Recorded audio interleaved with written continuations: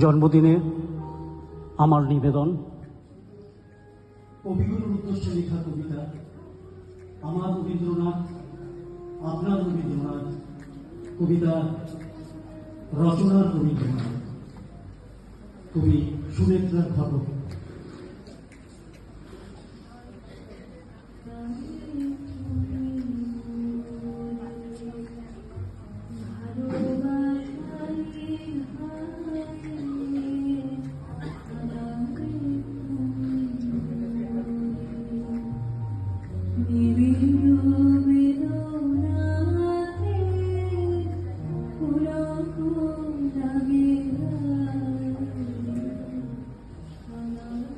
স্বাভাবিক ঠান্ডা গন্ধ, অবিরাম বৃষ্টি পড়ার শব্দ, আর আমার মায়ের খাদি গলায় নিজের মতো করে গেয়ে যাওয়া রবীন্দ্রসঙ্গীত। আমার কাছে রবীন্দ্রনাথ মানে এই সব। আমার কাছে রবীন্দ্রনাথ মানে 25শে বৈশাখের আনন্দ উৎসব নয়, 22শে শ্রাবণের ব্যথা নয়। জোড়াসাঁকো ঠাকুরবাড়ি কিংবা বোলপুরের বিশ্বভারতী, কোথাও আমি তাকে তেমন ভাবে পাই না যেমন আমার মায়ের খোলা গানে পাই। তা আমার যেমন তেমন বা যখন তখন নয়। মা যখন শুদ্ধ হতে স্নান ঘরে ঢোকেন তখন। আমার মা গান শেখেনি। কেন শেখেননি? এমন গলা। মা বলেন, রবি ঠাকুরের গান তো তানের নয়, প্রাণের। তাই আসলে এসব কথা তার মুখেই মানায়, কারণ বাড়ির পরিবেশ তাকে তৈরি করে দিয়েছিল।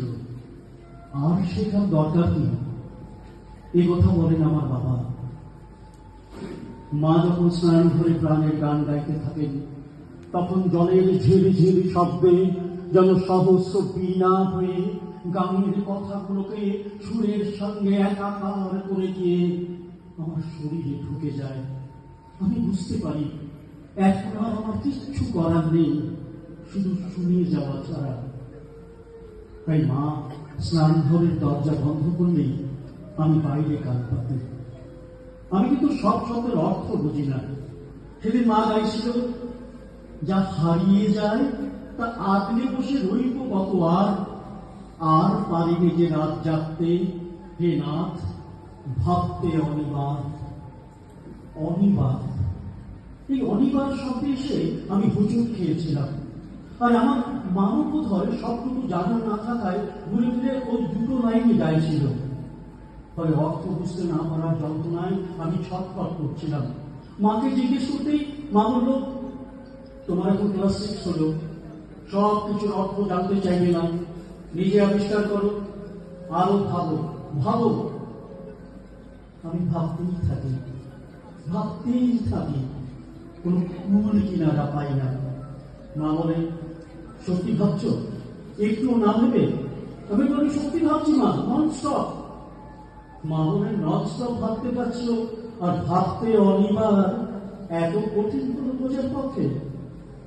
আসলে স্কুলে আমরা অনেক উঁচু ক্লাসে গিয়ে বাংলা পড়ি, তাই অনেক কঠিন শব্দে মুখ থুবড়ে পড়তে হয়।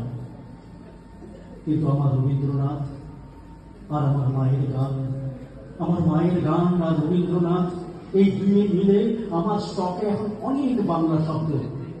এক কথায় রবীন্দ্রনাথ আমার মাস্টার মশাই, এমনকি ডিকশনারিও। কিন্তু শুধু তাই নয়, রবীন্দ্রনাথ আমার কাছে আরো অনেক কিছু। মার একটা প্রিয় গান, কাঁদালে তুমি মরে ভালোবাসারই খাই, নিবিড় বেদনাতে পুলক লাগে গায়ে, তোমার অভিসারে যাব অগ্নপালে। দু একদিন পরপরই মার মুখে গানটা শুনতে শুনতে এই গানটা যে আমার কখন আপনার হয়ে গেছে, তাই এর যে কোনো আলাদা অর্থ থাকতে পারে তা ভাবিনি কখনো, আর মার কাছেও জিজ্ঞেস করিনি কোনোদিন। কিন্তু সেদিন হঠাৎ যদি বিকেল না হলে অন্ধকার ঘনিয়ে এলো, আমার একমুখী বাগানের কচি কচি গাছগুলো ভেজা ভেজা বাতাসে কোথাও পাতাল বলে থাকলো। আমার হঠাৎই মনে এলো নিবিড় বেদনাতে পুলক লাগে গায়ে এই কলিটি। হঠাৎ মনে হলো প্রচন্ড ঝোড়ো বাতাসে এই গাছগুলোতে এখনই ছুটে যাবে, তবু যেন তারা দারুণ আনন্দে আছে। এই প্রথম বুঝলাম কান্নার সাথে ভালোবাসার একটা নিকট সম্পর্ক আছে, গভীর দুঃখের সাথে যেমন আনন্দের। গাছেদের ভালো লাগা, চারপাশে প্রাকৃতিক উল্লাস, আর আমার বুঝতে না পারার ভালো লাগায় কতক্ষণ গুম হয়ে জানলার পাশে দাঁড়িয়েছিলাম জানি না। চমক পেল যখন বুঝতে পারলাম আমার ভীষণ কষ্ট হচ্ছে, ভীষণ ভীষণ কি একটা ব্যথা আমার গলার কাছটা চেপে ধরেছে। এর মধ্যে ঝমাঝম বৃষ্টি শুরু হয়ে গেল। আমার কষ্ট, আমার ভালো লাগা সব কিছু ছেড়ে ছাপিয়ে জলের ধারা আমাকে এক ঝাপটা ভিজিয়ে দিয়ে গেল। জলের ছাদ থেকে ঘর ঘর বাজাতে কখন যে মা জানলা বন্ধ করতে শুরু করেছে টের পাইনি। টের পেতে জানতে চাইলাম, মা অভিসার মানে কি? মা বলল, অভিসার? অভিসার আবার কোথায় পেলে? কেন তোমার গানে? আমার গানে অভিসার? ও অভিসার, তোমার অভিসারে যাবে অগম পারে? হ্যাঁ ওইখানে। মা বলল, অভিসার? অভিসার মানে যাওয়া, কিন্তু যাওয়া ততটা নয় যতটা যেতে চাওয়া। বলি মা ঘর গৃহস্থলী গোছাতে গোছাতে কোথায় যে উদাহ হয়ে গেল। গমন মানে যদি যাওয়া হয়, তাহলে অগম মানে যেখানে যাওয়া যায় না। এই অগমন মানে বুঝতেই অভিসারে যেতে চাওয়া আর যেতে পারা আমার কাছে পরিষ্কার হয়ে গেল।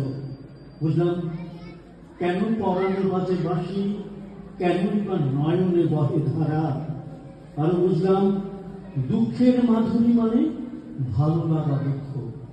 আরো বুঝলাম সব কেড়ে নিয়েও কেউ কিছুতেই ছাড়ে না, আবার যা সব কেড়ে নেওয়া হলো তার মন সরে না যেতে। দরজার ছিটকিনি খুলে বাগানে নামতেই গাছেদের মতো অবস্থা হলো আমার। সকলই দেবে কেড়ে, তবু দিবে না ছেড়ে। মন সরে না যেতে, ফেরিলেই কি দায়ী। ভিজতে ভিজতে এই কথার আসল মানেটুকু আমি বুঝলাম।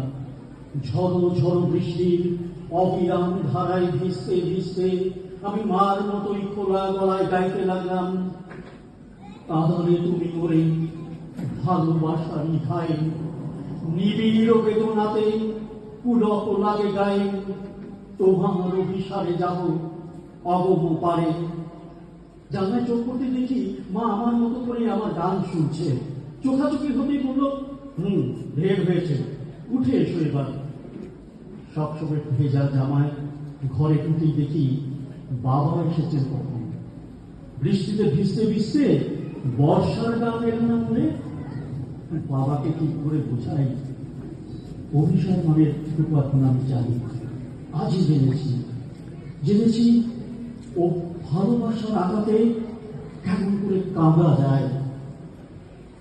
এইসব নিয়েই আমার রবীন্দ্রনাথ। আমার রবীন্দ্রনাথকে আমি এইভাবেই মেঘলা আকাশে, বাদল বাতাসে, মায়ের স্নানের শব্দে, সাবানের গন্ধে, বিকেলের মরে যাওয়া আলো অন্ধকারে বারবার পেতে চাই। বছরের পর বছর, প্রতি বছর যত দিন যাবে।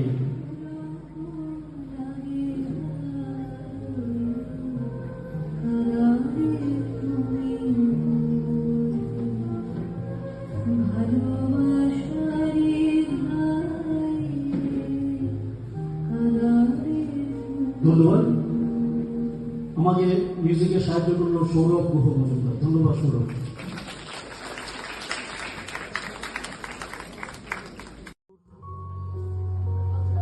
জন্মদিনে আমার নিবেদন।